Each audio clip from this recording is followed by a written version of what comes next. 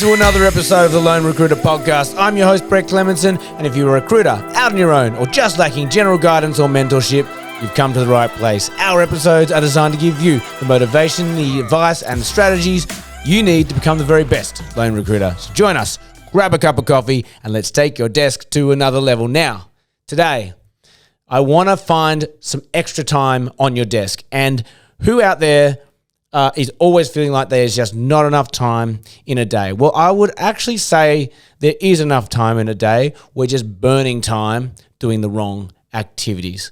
So today's episode is a simple hack that will quite literally save you hours a week.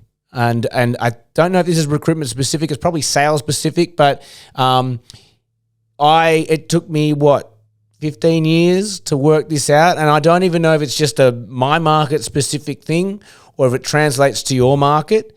And you probably already know this logic or this hack, but when you actually think about it, it's kind of genius. I'm not genius, it's just genius. Okay? So it is as simple as structuring your calls around when works best for your market. Let me say that again. Structure the calls you need to make today around what works best for your market, not what works best for you. And I think that's what we all fall in the trap of doing, is we look at our calendar and we go, okay, I need to get X, Y, Z done today. You know, X being paperwork, Y being appointments, and Z being calls. And we always put the calls to what suits our calendar. But I will argue there is a rhythm and a pulse to when your candidates, the ones you want to be speaking to for your market, when they're actually most available and when they're not. And if you're not sure, that's okay. You probably haven't thought about it. But if there's one way to look at it, is pull up your phone right now, have a look at all of the calls that have come in over the last 24 hours. When was the majority of those calls coming through? If it's gradually throughout the day, then maybe you don't have a rhythm to your market, but I can almost guarantee that you do. So for example, right, we all know I do engineering, and for whatever reason, the culture of engineering is that I would always used to start my day off with calls. I'd call in the morning. No one picks up. They've always got meetings from like 8 a.m. till probably 1 o'clock, and then they've always got a lunch, and then they come back in the afternoon. And I would always, forever, when the penny dropped for me was when I would always be calling in the morning. I'd get through my calls, no one would pick up. Like literally this morning, I was in the car this morning, I broke my own rule, and I started power calling people, and I called 10 people, and 10 people did not pick up. I know they want to pick up my calls because they do eventually call me back, but my point is no one in my industry picks up the phone in the morning.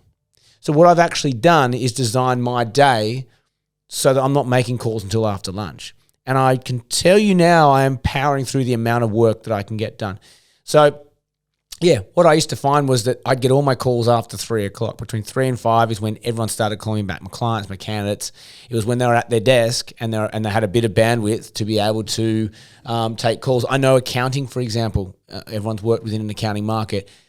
Most recruiters can only get their candidates on the phone before 8:30, in that hour lunch break, and after 5 o'clock and in the evenings, because accounting firms are I don't know, for whatever reason, they're very strict with their calls. They're very billable. I see it with Aaron in our office here.